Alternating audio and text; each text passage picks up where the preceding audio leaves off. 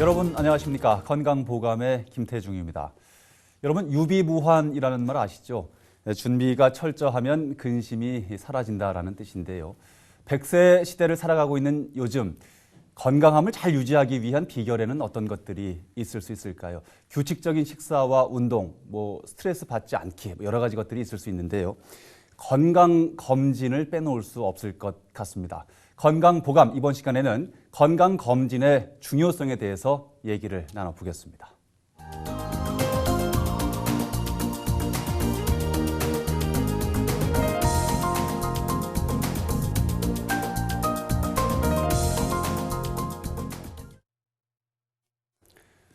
건강검진의 중요성에 대해서 오늘 도움 말씀 주실 한국병원 가정의학과 김은기 과장 자리하셨습니다. 안녕하십니까? 네, 안녕하십니까? 네. 오늘 건강보감 시간에는 건강검진의 중요성에 대한 얘기를 좀 나눠보고자 합니다. 많은 사람들이 최근 들어서 건강검진의 중요성을 많이들 알고 계신데요. 다행스러운 일이 아닐까 생각이 듭니다. 요즘 우리가 받고 있는 건강검진이 언제부터 어떻게 시작이 됐는지 사실 좀 궁금합니다. 네, 요즘 건강검진을 많이 받고 있죠. 네. 건강검진의 역사를 살펴보면 1861년도에 영국 의사 도벨이라는 사람이 외견상 건강한 사람도 건강검진을 받아야 한다라고 주장한 것이 시초가 되겠습니다. 1861년이면 굉장히 오래됐네요. 네, 오래됐죠. 아하. 그 이후에 네. 1922년도에 미국 의사협회에서 건강검진을 승인함으로써 건강검진이 크게 발전할 수 있는 계기가 됩니다. 예. 그렇다면 우리나라에 도입된 것은 언제쯤입니까? 국내 사정을 살펴보면 1953년도에 16인 이상 되는 사업장들을 대상으로 건강검진을 실시할 것을 의무화하는 근로기준법을 제정한 것이 최초로 보시면 되겠습니다. 1953년 당시 시대적인 상황을 좀 고려해 볼 때 좀 일찍 그래도 다행스럽게 도입이 됐다는 생각이 좀 드는군요. 네, 그렇죠. 네. 아무래도 그 당시 상황에서는. 알겠습니다. 건강검진의 궁극적인 목적은 병의 예방이 아닐까 생각이 듭니다만 그래도 선생님들이 보시는 궁극적인 건강검진의 목적이라 그러면 어떻게 보십니까? 검진의 목적을 크게 두 가지로 얘기할 수 있습니다. 네. 첫 번째는 조기 발견인데요. 질병이 어느 정도 진행이 된 다음에 발견이 된다면 치료도 어렵고 그렇죠. 또 그 사람의 어떤 경제적인 심리적인 고통이 클 수밖에 없습니다. 네. 그렇기 때문에 조기에 진단해서 치료하는 것이 굉장히 중요하다고 말씀드릴 수 있고요. 네네. 두 번째는 사회자님께서 말씀하신 것처럼 질병의 예방입니다. 그렇군요. 건강검진을 통해서 질병이 발견되지 않았다 하더라도 정상 범위를 벗어난 경우에는 식생활 개선이나 또 운동 이런 것들을 통해서 질병을 예방하는 이런 것들이 굉장히 중요한 동기가 되기 때문에 중요한 목적이라 할 수 있습니다. 알겠습니다. 일선 현장에서 환자분들을 만나 뵙고 또 건강검진을 진행하시면서 이 조기 발견이 참 중요하다라고 뒷받침할 만한 그런 사례들이 좀 있으셨는지요? 네, 유방암 협회에서 발표한 유방암에 대한 그 5년 생존율이 있습니다. 그 표를 보시면서 한번 보도록 하시죠. 네네. 유방암을 그 5년 생존율, 병기에 따른 생존율을 조사한 표가 되겠는데요. 여기 보시는 것처럼 1기에 발견된 경우에는 5년 생존율이 97.6%를 보이고 있고요. 네. 2기 같은 경우는 90.6%, 또 3기는 67.1%, 4기는 많이 떨어지죠. 27.1%입니다. 27.1%면 네. 상당히 어렵다. 네, 그렇죠. 라고 봐지네요. 그렇죠. 1기, 2기를 우리가 조기라고 하는데 보통 네. 1기, 2기에 발견된 경우에는 그래도 5년 생존율이 90%가 넘어갑니다. 예. 하지만 3기만 되면 벌써 확 떨어지죠. 네네. 그래서 조기 검진의 중요성이 이런 데 있다라고 보시면 되겠습니다. 그렇군요. 예. 지금 3기만 돼도 67.1%면은 사실 데이터만 가지고 얘기할 땐 좀 그렇지만 저기 생존율이라고 봐지니까 굉장히 좀 와닿는 부분이 좀 큽니다. 여러 가지 방법이 좀 있을 수 있습니다만은 선생님들이 보시는 질병의 예방법이라고 할까요? 어떻게 하면은 질병에 걸리지 않을 수 있는지에 대한 좀 부분도 좀 짚어봐야 될 것 같습니다. 질병의 예방이라고 그러죠. 네, 학문적으로 질병 예방은 우리가 세 가지로 분류할 수 있습니다. 1차, 2차, 3차 예방 이렇게 분류할 수 있는데요. 네. 1차 예방이라고 하는 것은 질병이 생기기 이전에 내가 식생활을 개선한다든지 운동한다든지 술 담배를 끊는다든지 가장 뭐 현명한 네, 그렇죠. 네. 네, 그런 노력들을 통해서 질병이 아예 생기지 않게 예방하는 것이 1차 예방이 되겠고요. 네. 2차 예방이라고 하는 것은 질병이 생겼다 하더라도 조기에 발견해서 조기에 치료하는 것. 그런 것이 이제 2차 예방이 되겠습니다. 네네. 끝으로 3차 예방이 있는데 3차 예방은 질병이 어느 정도 진행이 된 다음에 치료하는 우리 약물 치료나 수술 치료, 재활 치료 이런 것들을 이야기하는데 네. 아무래도 효과적인 면에서 많이 떨어지겠죠. 아하, 네, 그러다 보니까 건강검진에서 중요시 여기는 것이 1차와 2차 예방이 되겠습니다. 지금 선생님 말씀하시니까 생각이 납니다만은 일반 직장인들 뭐 회식하랴 사람 만나랴 어떻게 그 술 담배 이런 거 다 줄일 수 있겠냐 이렇게 얘기를 하잖아요. 말씀을 들으니까 다 일정 부분 다 핑계다라는 생각이 다시 한번 좀 드는군요. 자기 자신의 의지가 굉장히 중요할 것 같습니다. 그렇다는 생각이 좀 듭니다. 검진을 받다 보면 뭐 여러 가지 질환들을 전부 다 섭렵하기는 좀 어려울 수 있는데 주요 질환, 주요 질병들 어떤 것들이 검진의 대상이 됩니까? 검진을 한두 번은 다 받아보셨을 거예요. 네, 보시면 예.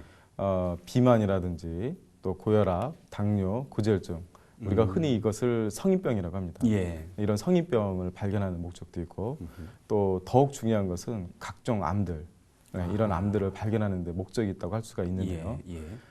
흔히 3대 생활습관병이라고 하는 게 있어요. 3대 생활습관병. 네, 예. 네. 그 3대 생활습관병이라는 것이 뭐냐면 암, 또 뇌혈관 질환, 뇌혈관 질환. 심장 질환 이 세 가지를 의미합니다. 네. 근데 이 세 가지가 공교롭게 우리나라 사망률에서 1, 2, 3등을 다 차지하고 있습니다. 검진은 바로 이러한 3대 생활습관병 위주로 검진을 한다라고 보시면 되겠습니다. 그렇군요. 그렇다면은 물론 이제 최근에는 질환이나 질병이 자꾸 젊은 세대 쪽까지 많이 내려오고는 있습니다만 나이에 따라서 검진 항목, 검사 항목도 좀 다르지 않을까 좀 생각이 들거든요. 나이별 검진 항목은 어떻게 구분이 됩니까? 뚜렷이 권고하고 있는 것은 없습니다. 하지만 20, 30대 같은 경우는 간단한 혈액 검사만으로도 충분할 것 같고요. 40대가 되면 네. 우리 몸에 변화가 일어나는 시기입니다. 그러니까 생체 내 호르몬의 변화라든지 여러 가지. 네. 그래서 40대가 되면 꼭 한 번씩 검진을 받으라고 말씀드리고요. 국가에서는 암에 대해서 우리가 중요시 여기는 암에 대해서 권장하고 있는 연령대가 있습니다. 네. 표를 보시면서 한번 그러시죠. 보도록 하시죠. 네. 연령에 따른 그 암에 대한 검진 나이인데요. 네. 위암 같은 경우 제일 많죠, 위암이. 아하. 이 위암 같은 경우는 40세 이상 성인을 대상으로 해서 위내시경이나 위장조형 촬영을 2년에 한 번씩 받으라고 권고하고 있습니다. 2년에 한 번씩. 네네. 예. 두 번째 간암 같은 경우에는 40세 이상 고위험군. 여기서 고위험군이라고 하는 것은 B형 간염이 있다든지 또 C형 간염이 있다든지 아하. 또 간경화가 예. 있다든지 예. 이런 분들을 말합니다. 이런 분들은 이제 간 초음파하고 혈액 검사 중에 알파 테아 단백이라는 검사가 있어요. 이 두 가지를 꼭 같이 해주셔야 됩니다. 그래서 네. 이것을 6개월에 한 번씩 검진할 것을 권고하고 있습니다. 또 요즘 많이 하고 있는 대장암 검사 있죠. 네, 대장암은 요새 뭐 굉장히 젊은 층에서도 많이 발견이 되고 있다고 하던데. 네네네. 아마 식생활 때문에 그런 것 같은데요. 아하. 대장암 같은 경우는 50세 이상 성인들을 대상으로 해서 분변 자멸 반응 검사를 또 하고 대장 내시경을 하라고 권고하고 있습니다. 유방암 같은 경우에는 40세 이상 여성에서 유방 촬영술을 2년에 한 번씩 하라고 되어 있고요. 예. 최근에는 이제 빈도수가 많이 떨어지긴 했지만 자궁경부암 30세 이상 여성에 대해서 자궁경부 세포진 검사를 2년에 한 번씩 하라고 권고하고 있습니다. 지금 말씀하셨던 사항들은 일반 병원에서 권고를 하는 사항이죠. 예를 들면 나이가 뭐 맞지 않더라도 본인이 조금 의심되는 부분이 있으면 얼마든지 더 일찍 받아도 무방하지 않나 생각이 드는데. 네, 그렇죠. 가족력이 있다든지 내가 스스로 돌아봤을 때 그 식생활 습관 뭐 이런 예를 들면 짜게 먹는다든지 네. 기름진 음식을 좋아한다든지 한다든지. 술 담배를 많이 한다든지 이런 사람들은 아무래도 검진을 조금 더. 저런 주기보다는 좀 더 일찍 하시는 게 좋을 듯 싶습니다. 알겠습니다. 아마 시청자분들께서도 본인이 잘 아실 거예요. 나는 조금 일찍 해야겠다. 네. 나는 조금 나중에 해도 되겠다는 생각이 들 것 같습니다. 검진을 받다 보면 여러 가지 질환들이 많이 우리 주변에서도 확인이 되곤 하는데 주로 건강 검진을 통해서 발견되는 질환들은 어떤 질환들이 있었습니까? 요즘에 성인병이 많이 증가하고 있습니다. 비만이라든지, 역시 성인병이 많군요. 네네, 고혈압, 당뇨, 고지혈증 이런 질환들이라든지 또 암도 요즘에는 많이 증가하고 있죠. 각종 암들이라든지 네. 또 폐결절 이것도 굉장히 많이 증가하고 있고요. 폐결절. 네네. 네. 초음파상에서 간 낭종이나 간 혈관종 뭐 이런 질환들이 검진에서 많이 보이는 그렇군요.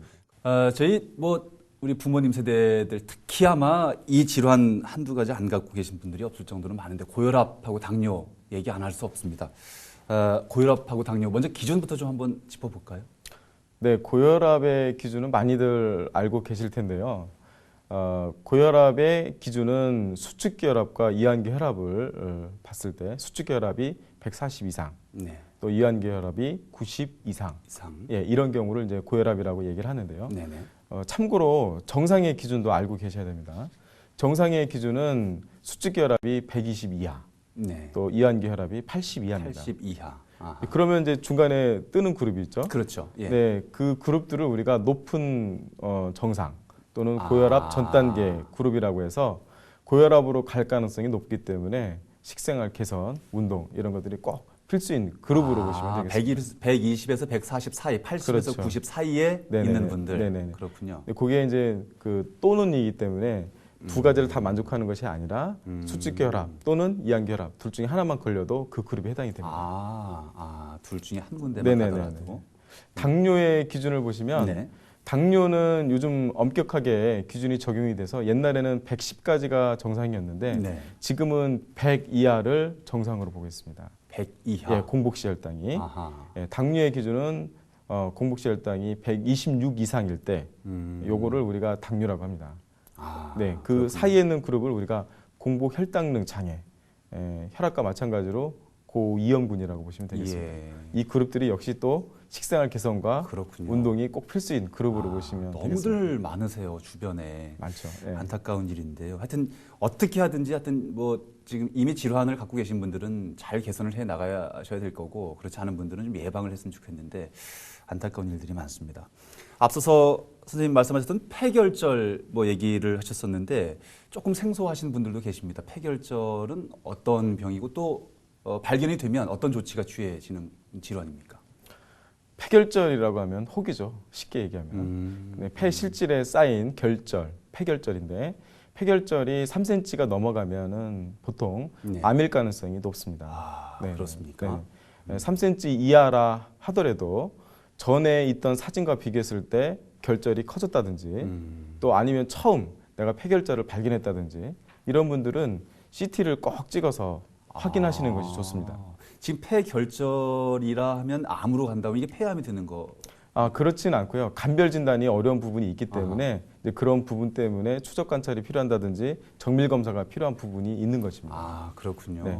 하지만은 그 전에 있던 사진과 비교했을 때 네. 크기 변화가 없다든지 또 확실한 양성 석회화를 동반한 결절이라든지 이런 경우에는 추적 관찰만으로도 충분한 것으로 알려져 있긴 한데요. 네, 예. 가능하면 폐결절이 나오면 의사 선생님과 상담하시는 것이 좋을 듯 싶습니다. 어떤 분들이 그런 쪽 질환에 걸리기 쉽습니까?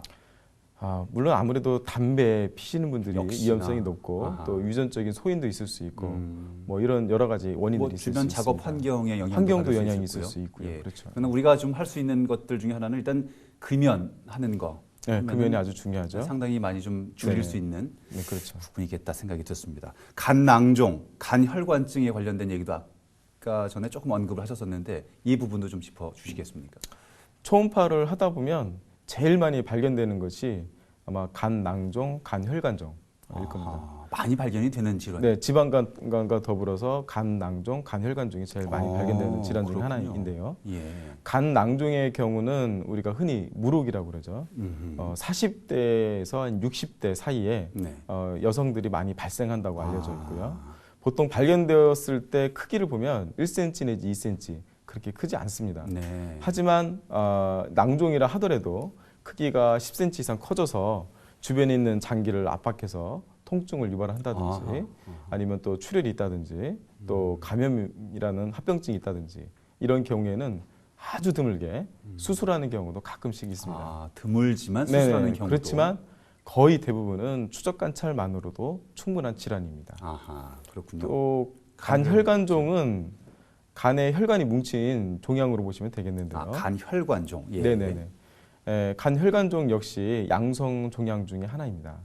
그렇기 때문에 간 낭종과 더불어 추적 관찰만으로도 충분한데요. 예. 가끔씩 간혈관종 같은 경우에는 다른 질환과 간별 진단이 필요한 경우가 있습니다. 어허. 네네. 그래서 특히 지방간이 있다든지 예. 또 비형간염이 있다든지 이러면 초음파상에서도 간별이 안 되는 경우가 있거든요. 그래서 이런 분들은 정밀 검사를 할 필요가 있을 수도 있습니다. 아, 네, 그래서 그렇군요. 혈관종이 있는 분들은 상담을 하시고 아하. 거기에 맞춰서 추적 관찰을 하시든지 또 아니면 정밀 검사를 받으시든지 이렇게 하시는 것이 좋을 것 아니, 같습니다. 근데 간에 이런 낭종, 혈관종은 왜 생깁니까? 특별한 원인은 밝혀져 있지는 않습니다. 어허. 네. 하지만 이제 부모님이 낭종이라든지 이 혈관종이 있으면 가족력. 가족력이 또 있을 수 있고요.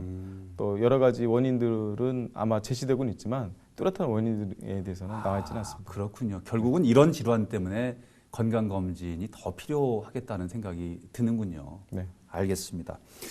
다음 짚어볼 부분은 저도 이것 때문에 굉장히 고생을 많이 했었었는데 역류성 식도염이거든요. 아마 이 방송 보고 계신 분들 중에서도 지금도 이것 때문에 고생하시는 분들 많을 거라는 생각이 드는데 우선 역류성 식도염이 어떤 질환인지부터 좀 짚어볼까요?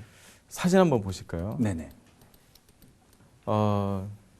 내시경을 하다 보면 역류성 식도염을 가지고 있는 분들이 굉장히 많습니다. 말 그대로 위산이 역류해서 식도에 염증이 생긴 질환입니다. 여기 예. 빨갛게 이렇게 아하. 보이시죠? 저게 여기가 다 염증. 네, 염증으로 보시면 아하. 돼요. 빨간 부분들이. 예. 그래서 특히 위하고 식도 경계 부위 네. 이 부위에 잘 염증이 생긴다고 되어 있고요. 지금 이 정도 환자분이시면 굉장히 심각한 상태입니까? 네, 좀 진행된 상태죠. 그래서 약물 치료가 필요합니다. 이런 분들은 음. 증상을 보면은 우리가 신트림이 많이 나온다고 그러고요. 예. 또 가끔씩 만성 기침을 해서 감기로 오인하는 경우도 있는데 검사를 해봤더니 역류성 식도염 때문에 또 만성 기침이 있는 경우도 있고요. 또 흉통을 호소하는 경우도 있습니다. 네, 다양한 증상을 유발할 수 있기 때문에 검사를 받아서 확인하시는 것이 좋을 듯 싶습니다. 예. 저도 참 고생을 많이 했었었는데 약을 먹어도 금방 가라앉지 않고 또 좀 가라앉는 듯 하면서 다시 또 재발하기도 하고 그러던데 예방 관리 어떻게 해야 됩니까? 네, 그 식생활의 관리가 굉장히 중요한데요. 첫 번째로 우리가 체중이 많이 나가신 분들은 확실히 역류성 식도염이 많이 발생한다고 알려져 있습니다. 체중이 많이 나가는 사람? 네네. 아하. 과체중이나 비만 그룹들이. 그래서 체중 조절이 역류성 식도염 증상 개선에 도움이 됩니다. 아, 네, 그래서 그렇군요. 운동하시고 체중 조절하시고. 예.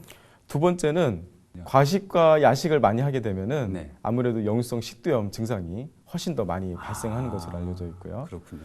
또 주무실 때 베개를 약간 높여서 주무시는 것이 증상 예방에 도움이 된다고 알려져 있습니다. 머리를 약간 높게. 예. 그렇군요. 또 음식 중에서는 카페인이 들어있는 음식들, 커피라든지 녹차, 뭐 이런 콜라, 콜라. 이런 음식들, 아하. 또 주스류, 예. 토마토나 오렌지 주스, 예. 또 초콜릿 이런 것들, 이런 음식들은 가급적이면 피하시는 것이 좋습니다. 그렇군요. 네. 알겠습니다. 대장 내시경 얘기도 좀 한번 짚어보겠습니다. 요즘 너무나 많은 젊은 분들께서 이 대장 내시경 받고 계신데 대장암 발생률이 굉장히 높아졌다고 그래요. 발견되는 용종도 있다고 하고 전체적으로 좀 한번 짚어보겠습니다. 어떻게 진단을 먼저 합니까? 대장암이 지금 남성에 있어서 그 암 순위를 보면 위암 다음으로 지금 많이 발생하는 암으로 되어 있습니다. 그렇군요. 네, 그래서 많이들 하고 계시죠.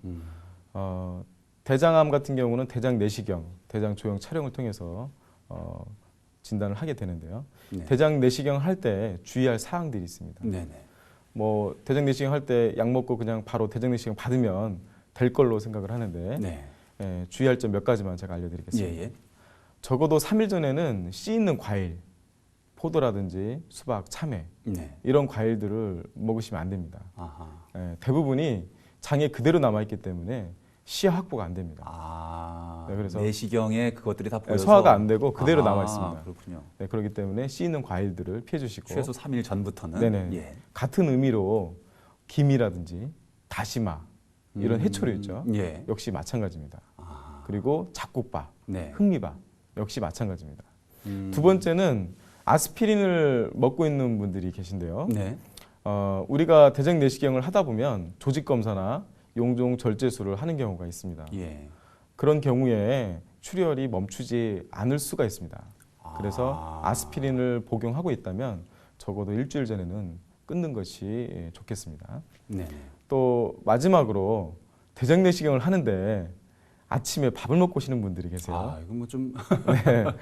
기본 약을 먹기 때문에 괜찮다고 하고 약을 먹고 아하, 밥을 먹고 이런 아. 분들이 계시는데 가급적이면 전날에는 미음이나 죽을 드시고 아침에는 금식하시는 것이 좋을 듯 싶습니다. 네. 그 대장 내시경을 받다 보면 주로 많이 얘기하는 그 용종 얘기를 하거든요. 어떤 게 용종이고 또 용종이 발견되면 어떻게 되는 건지도 좀 궁금합니다. 용종이라고 하는 것은 대장 점막에 돌출되어 있는 혹을 용종이라고 합니다. 용종의 종류는 비종양성 용종과 종양성 용종 이렇게 분류할 수가 있고요. 비종양성 용종은 염증성 용종, 또 증식성 용종 이 두 가지는 크게 암하고는 연관이 없기 때문에 아하. 그냥 평상시대로 관찰만 하시면 되고요. 예. 그렇지만 종양성 용종을 우리가 선종이라고 하는데 예. 이 선종이 발견된 경우에는 주의를 기울여야만 됩니다. 그 내시경상으로 이게 비종양성인지 종양성인지 이게 뚜렷하게 구분이 됩니까? 구분이 안 됩니다. 조직 검사를 통해서 확인을 해야만 됩니다. 우선은 용종이 발견되면 일단 네네. 떼서 조직 네네. 검사를 하는군요. 네, 그렇죠. 음. 그래서 선종이 발견되었을 때 선종별로 발암 가능성이 차이를 보이는데요. 한번 아하. 보도록 하시죠. 예, 예. 선종의 종류는 세 가지 정도가 있습니다. 관상 선종의 경우에는 발암 가능성이 5 내지 6%입니다. 관상 육모상 선종은 20%, 육모상 선종은 약 35%까지 높아지는 것으로 되어 있습니다. 그렇군요. 그래서 이쪽으로 갈수록 좀 더 대장 내시경을 자주 해야 되는 그룹으로 보시면 되겠습니다. 아, 그렇군요. 네, 알겠습니다. 오늘 뭐 건강검진과 관련돼서 한두 가지 자꾸 여러 가지 여쭤보다 보니까 금방 준비된 시간이 다 가버리고 말았는데요. 그래도 요즘에는 우리 일반 시청자분들께서 건강검진의 중요성을 많이 알고 계셔서 많이들 참여하고 계신데 이번 기회를 통해서 건강검진의 중요성 내지는 뭐 우리 시청자분들께 당부하시고 싶은 말씀 있으면 끝으로 한 말씀 부탁드리겠습니다. 네, 건강검진의 중요성은 아무리 강조해도 지나치지가 않습니다. 우리 옛날 속담에 소 잃고 외양간 고친다 이런 속담이 있죠. 네. 나중에 후회도 소용이 없습니다. 뭐 지금 시청자 여러분 나는 괜찮겠지 나는 아니겠지 이런 생각을 가지고 계신다면 그 생각을 버리시고 근처에 있는 병원에서 꼭 한번 검진을 받아보시기 바랍니다. 네, 알겠습니다. 오늘 건강검진의 중요성에 대해서 얘기를 나눠봤는데 오늘 도움 말씀 한국병원 가정의학과 김은기 과장 자리 함께 하셨습니다. 오늘 말씀 고맙습니다. 네, 감사합니다. 선생님께서도 그런 말씀하셨었는데 뭐 여러 가지 뭐 나누고 양보할 것들이 있습니다만은 건강만큼은 참 양보하기 어려운 부분이 아닌가 생각을 해봤습니다. 건강보감 다음 시간에 다시 찾아뵙겠습니다. 여러분 고맙습니다.